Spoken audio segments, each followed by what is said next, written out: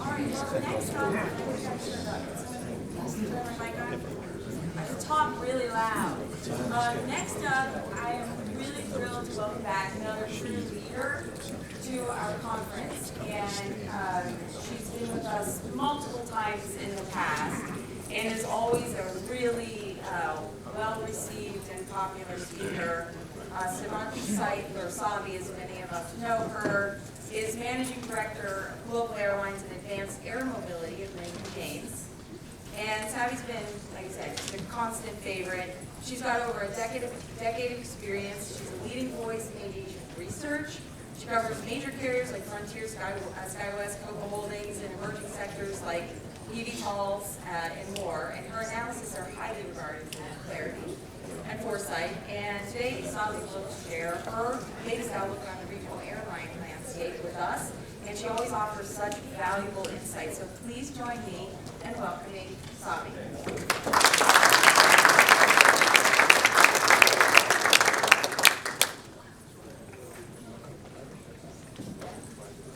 Thanks, Faith, and good morning, everybody. I love attending this conference, and I appreciate being called, and not just because Faye makes me feel really good with her introductions. It's always good for my ego to go after Faye's introduction. I just want to say that, one of the reasons I'm a fan of this industry as well. I went to the University of North Dakota, which is in Grand Forks, small town. My husband's came from a small town in Montana. My in-laws have moved to Twin Falls, Idaho. Recently, my husband and I moved to Knoxville, Tennessee, so we are power users of the regional airline industry and live in towns that can only thrive because of the services we provide. So thank you, and I'm much grateful for this industry. And I'd also look, 50 years is a great accomplishment, and I would say I've been following this industry for over 2 decades now, and I don't know if it's because I'm getting older, but the last 5 years, man, they were trying times. I don't think we've seen this much. I mean, this is an industry that's used to seeing a lot of challenges in any given year. For the last 5 years have been quite difficult. So congratulations for making it here, I guess, and again, thanks for having me. What Faye asked me to talk about today was to kind of really give an overview of what we see from a financial perspective of the aviation industry. And so what I'd like to do is following topics, like just talk about the uneven margin recovery, talk a little bit about supply-demand trends as we see it and how that's impacting the uneven margin recovery, talk about structural shifts, important ones that have really changed since the pandemic, segmentation 2.0 in this round, significantly higher costs all around, which you're probably really familiar with. The credit card economics at airlines that are really driving change in how decisions are made, especially how networks are built. Zoom a little into pilot costs, and then a quick thoughts on the regional airline industry as well. And I'd like to kind of leave 5 to 10 minutes at the end for Q&A. I'm going to call on you to ask questions if you don't participate. No, I'm just kidding. If there are questions, I'd love to have more of an interaction. And you're probably going to want me to stop. There's a lot of data here. I'm a data nerd, and so a lot of charts, and you'll probably want me to be done before the full time. So first off, the uneven margin recovery. So what you're seeing in here is EBIT margins for the airline industry. The far left bar is what it was in 2019, and then the green bar to the right is what was in 2024. And I apologize for people who are colorblind, but hopefully it's pretty easy to kind of see the 2 bars there. But what I've ordered here is not on kind of the best to worst margins, but the improvement, the ones with the greatest improvement versus 2019 to the ones with the kind of the biggest deficit versus what they saw in 2019.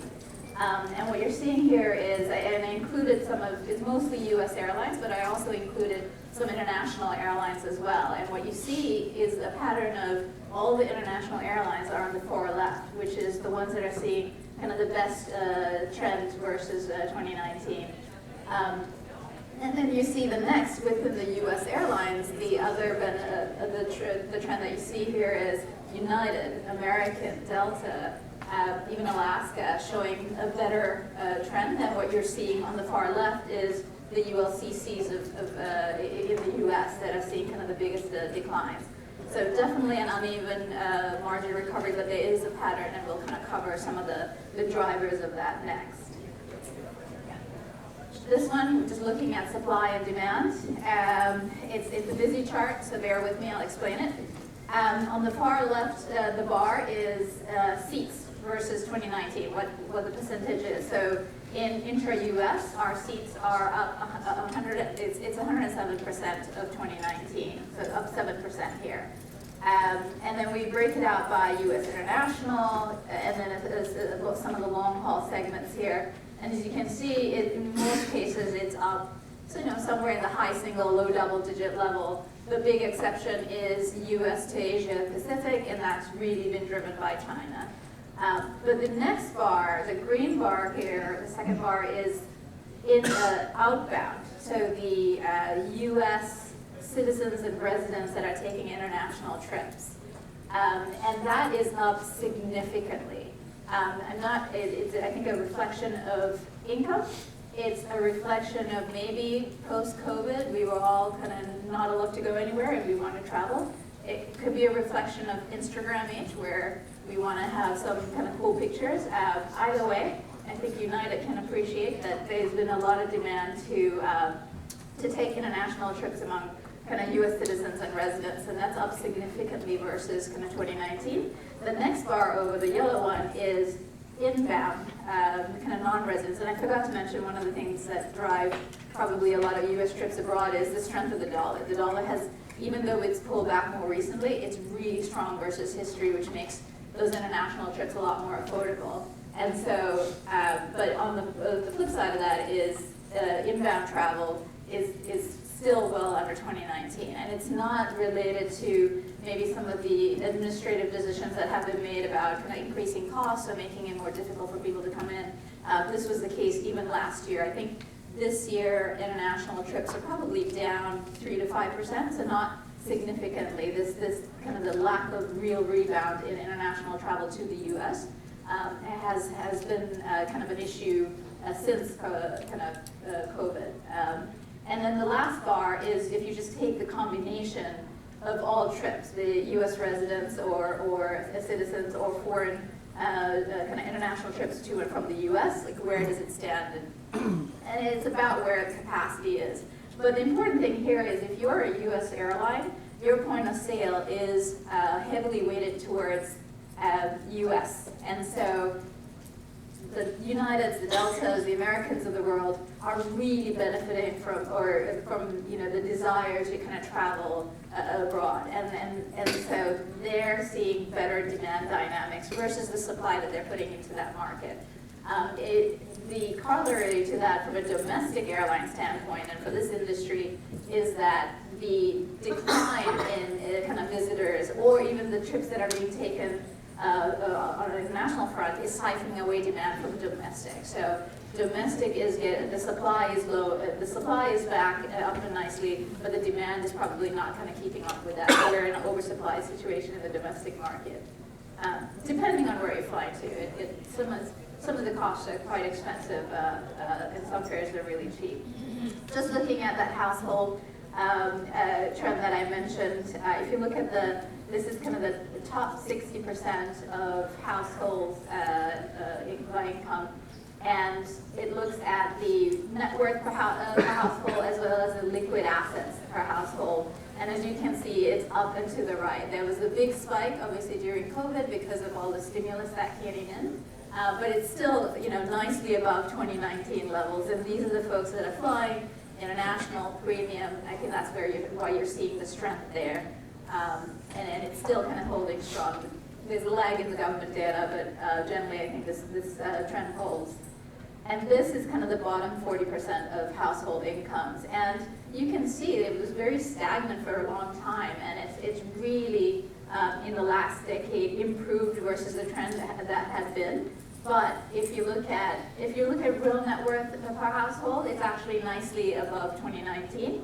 But if you look at the liquid assets per household, it is down. So this is why I think we're seeing much more issues on the price-sensitive side of flying. Is that even on that side, the demand has been hurt.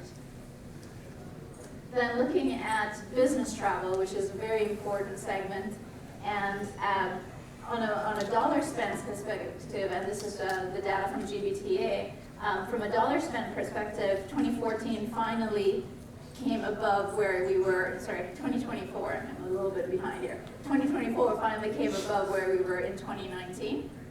But on a inflation-adjusted basis, we're still at 14% below where it was in 2019. And I think even in a volume basis, we're probably just back to where we were in 2019, maybe slightly higher, but that's obviously kind of ignoring the fact that there should have been much more compounding and a much higher level of volume today. So that's another thing to kind of keep in mind as to the pressure that you might be seeing at on the kind of the leisure price-sensitive side of the industry from an airline perspective, is that the legacy carriers that maybe have filled their aircraft with business passengers now have to go after more leisure passengers to fill that aircraft. And then it is, well, there's high value leisure, but what about the price sensitive leisure passengers and the legacy airlines' ability with their higher costs to take those kind of price sensitive passengers?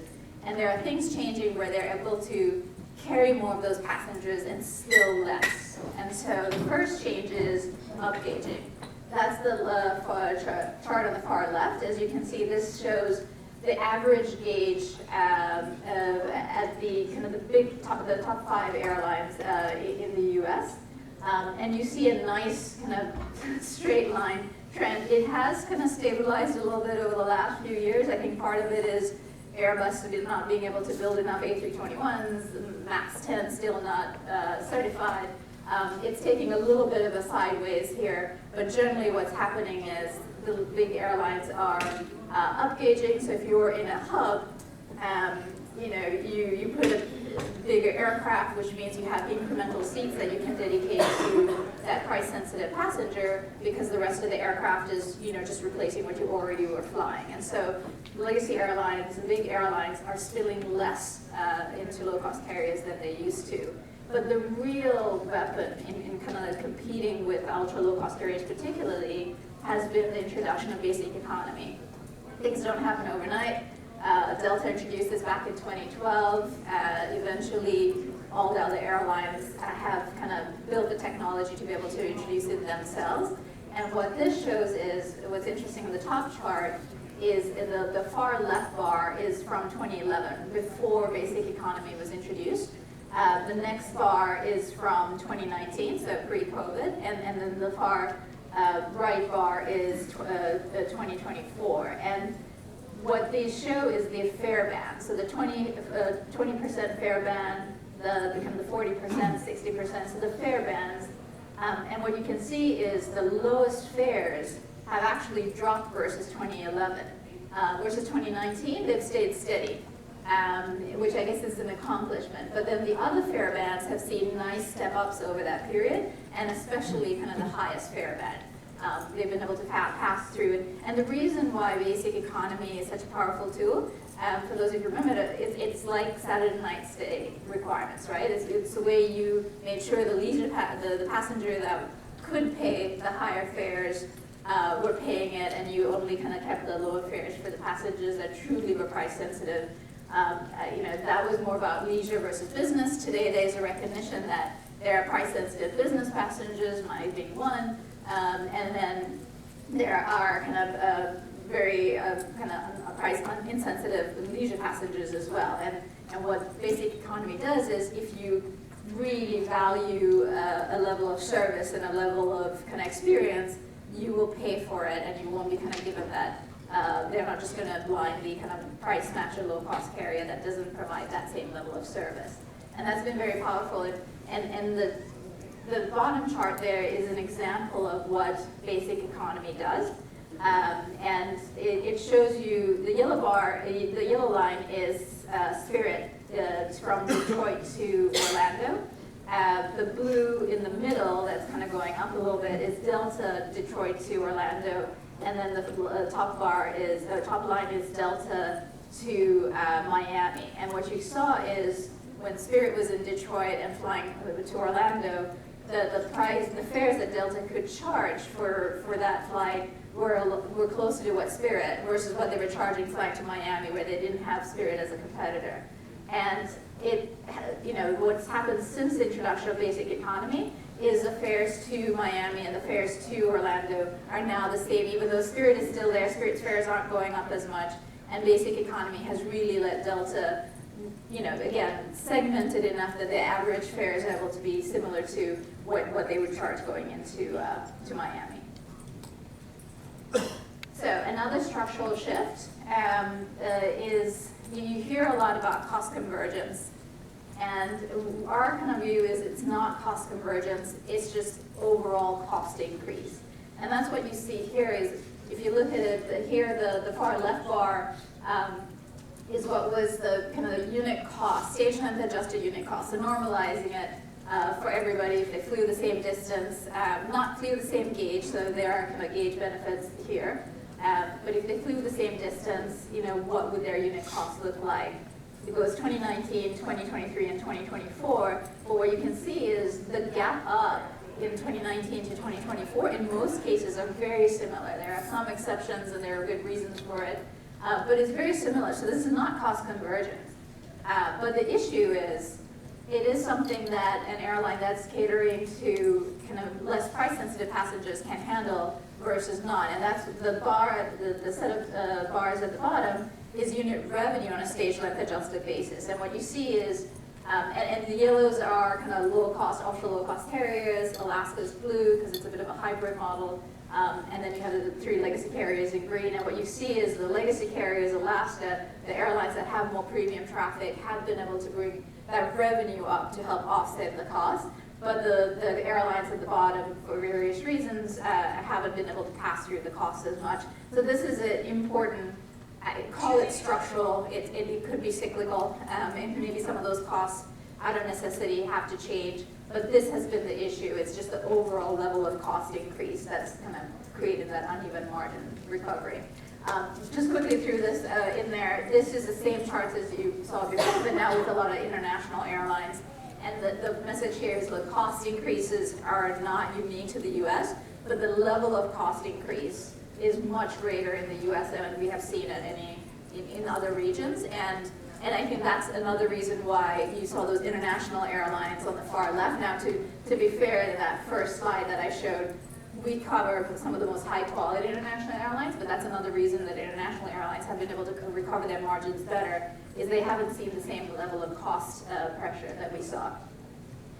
This is one way airlines are trying to fix the issue, and this shows you main cabin, premium, and first class seats for domestic airlines. I've defined domestic aircraft, the fleet, as narrow-body aircraft, X757, as well as regional jets.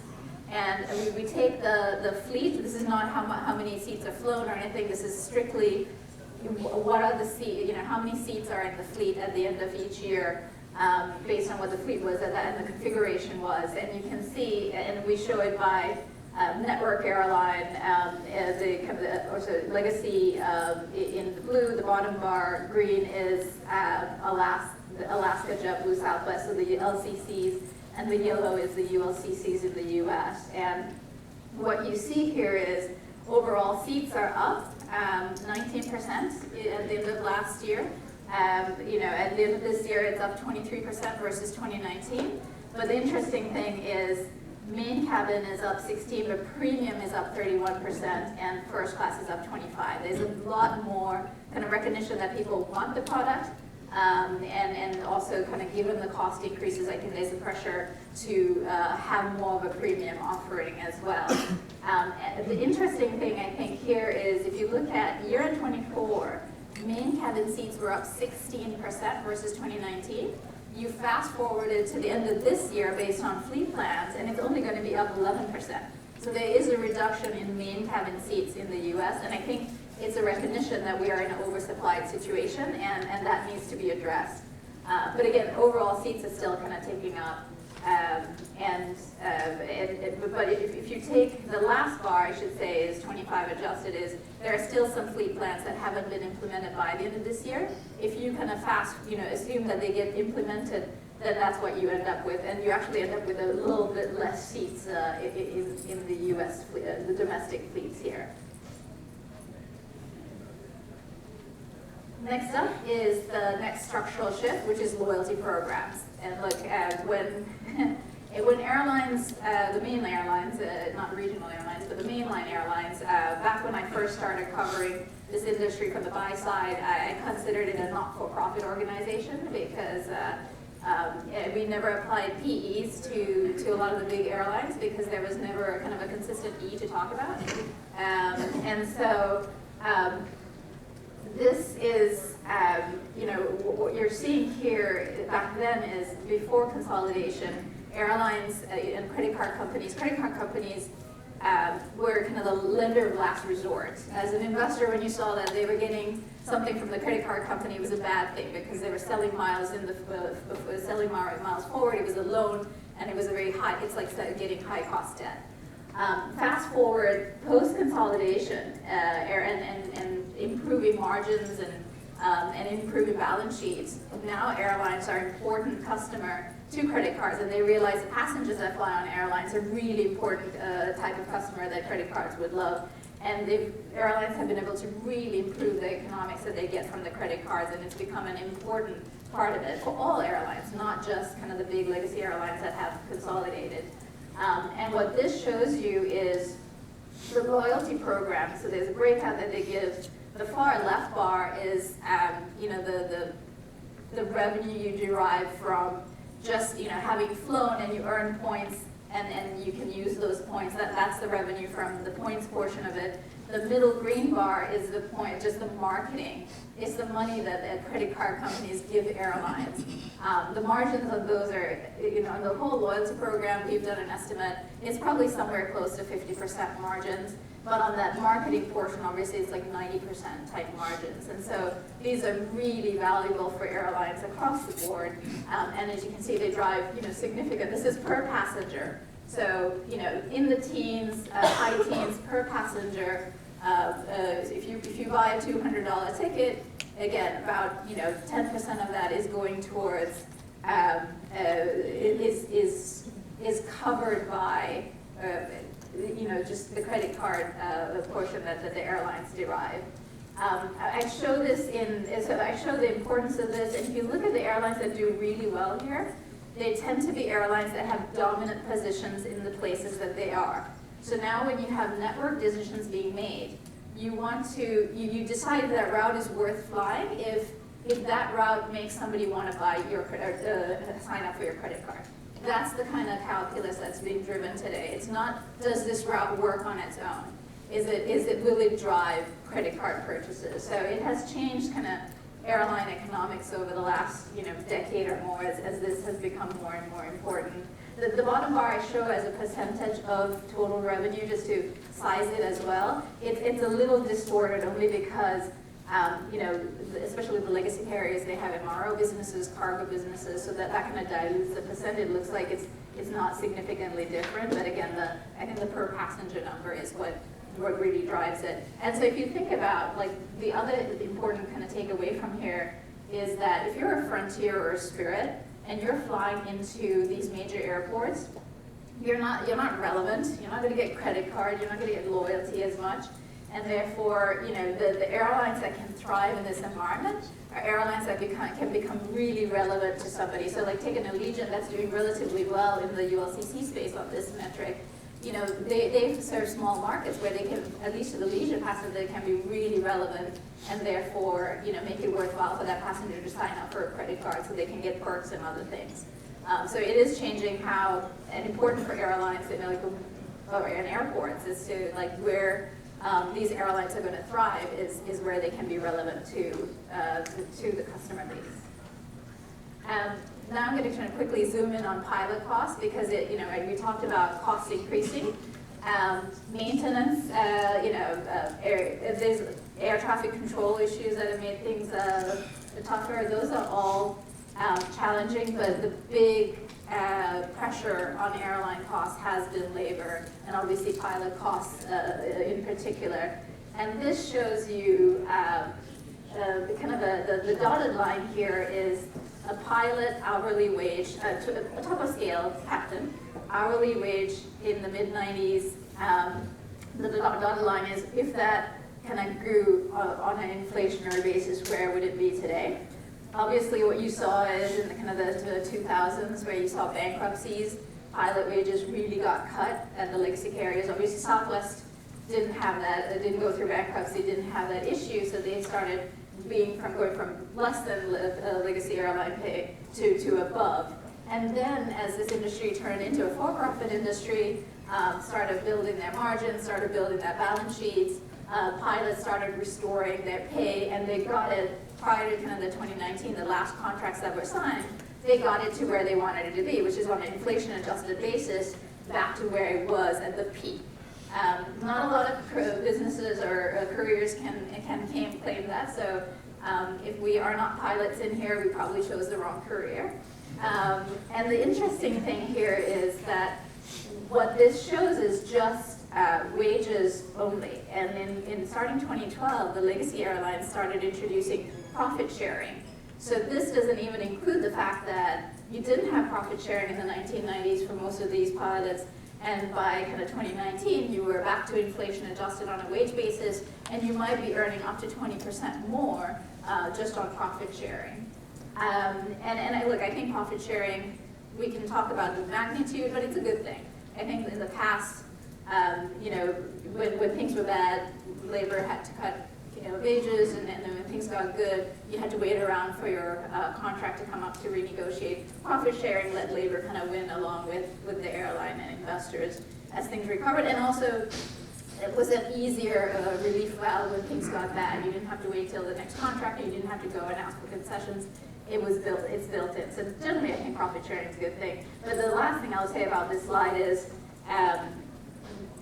now with this latest contract, we all know what happened with pilot supply levels and the overhiring and the frenzy that happened.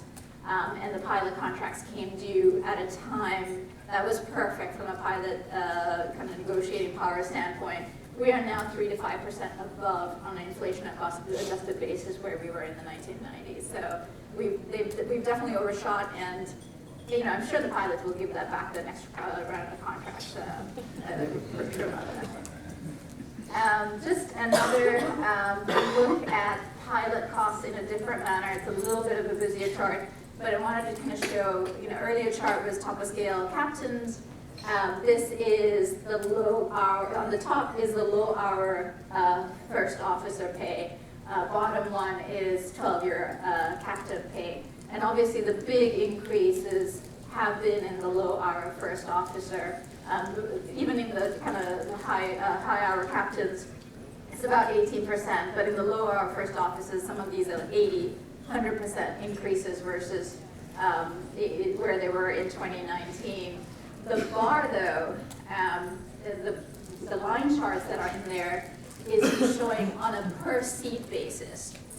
So just taking, and these are for, I should say, even the previous one was for narrow body aircraft. These are for narrow body and regional, large regional RJs. And as you can see, pre-pandemic, a regional pilot, first officer per seat was slightly higher than what it was for kind of for any of the mainline airlines.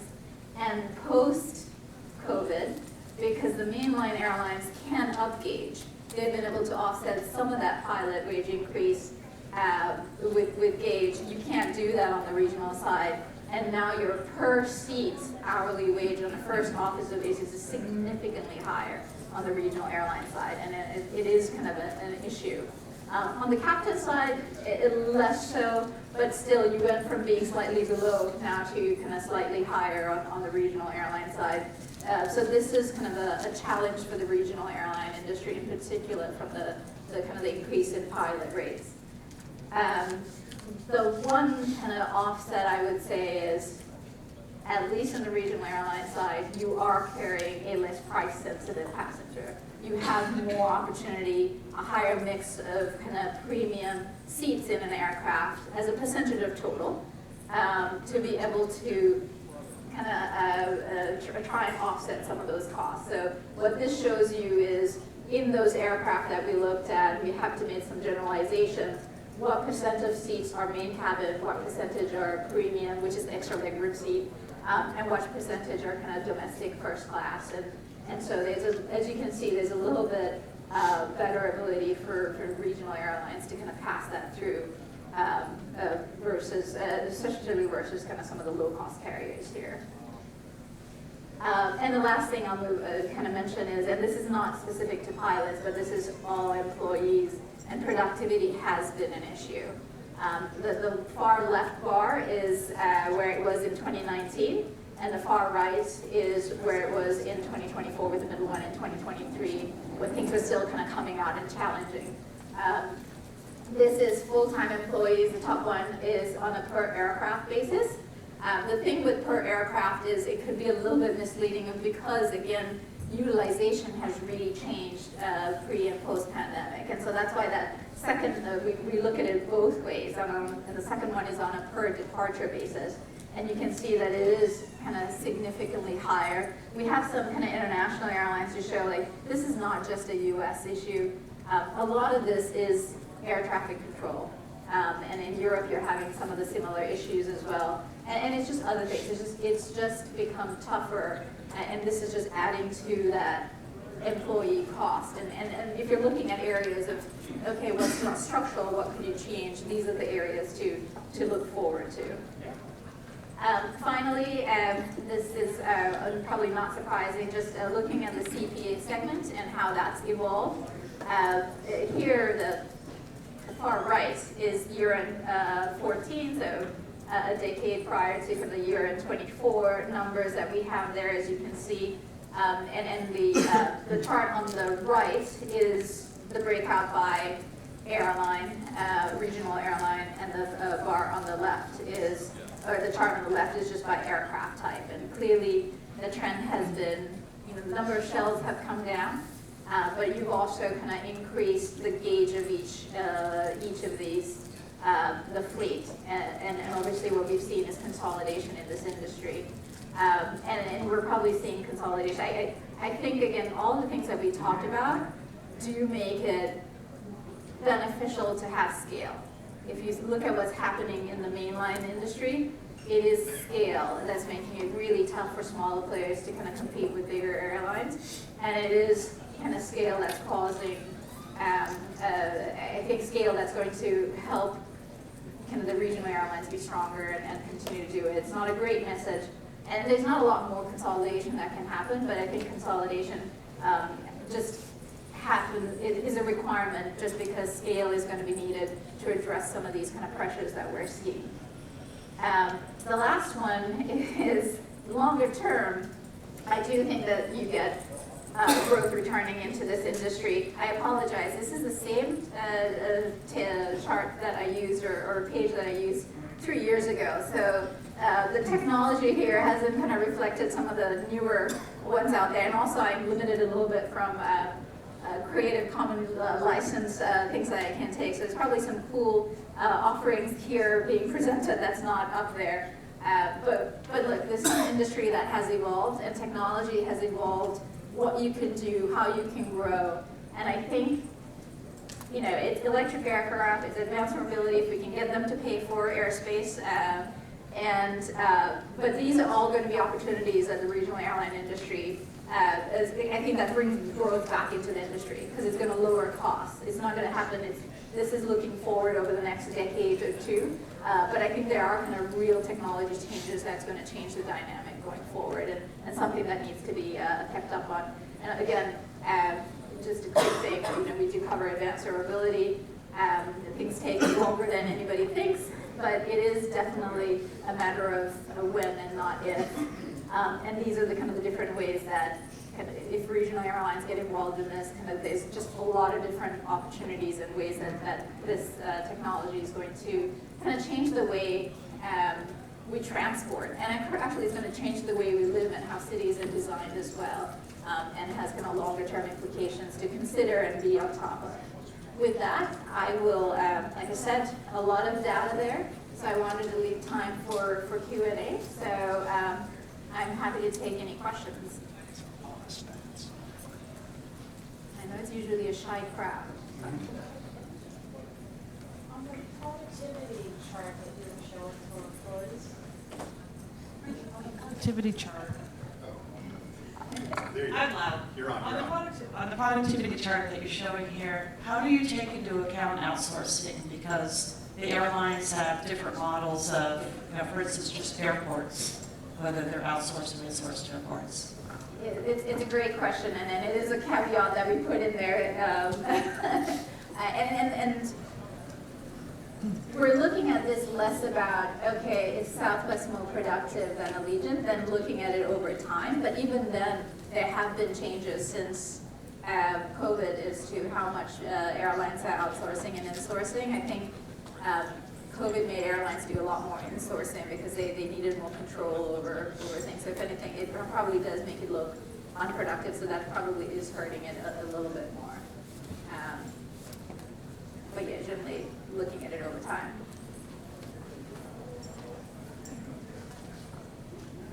Maybe I can ask the audience a question. What do you find is the biggest challenge from a financial perspective for the regional airline industry?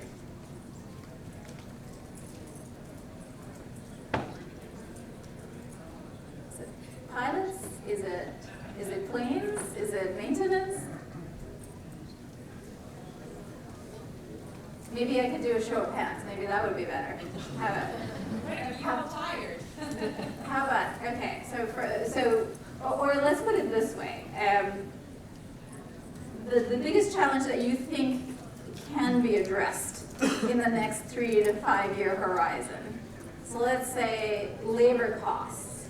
A show of hands if you think that could be a challenge that's addressed, better improved over the next kind of 3 to 5 years. Okay, not labor. How about maintenance? Maintenance, okay. All right, is more of a kind of optimism about maintenance side of things getting improved. How about the inefficiencies from air traffic control? All right, everybody listen to the preview of it. There you go. Jason Berry is good. Anything optimistic there, that's good. Great, and let's see, how about the view on the ability to get the MBAA or advanced ability or space to pay more of the cost of, it's been a long-term thing that's been an issue, but it's a very strong lobby. Anybody feeling optimistic that that's about to change? All right, no, I guess not. Well, again, it's great to come, be here. If you would like any of this kind of slide information, if you'd like to kind of ask questions or tell me I'm really wrong about some kind of assessment afterwards, I welcome it, and thanks for listening. Appreciate it.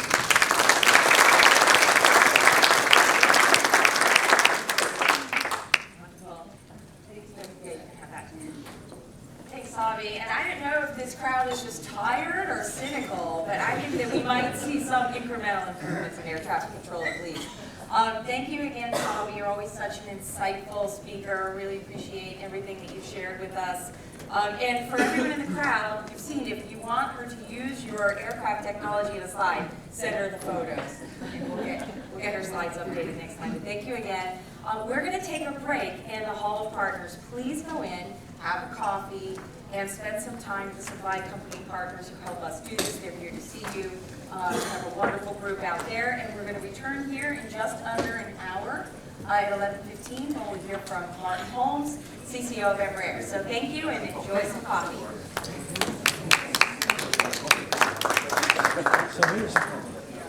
Which one? So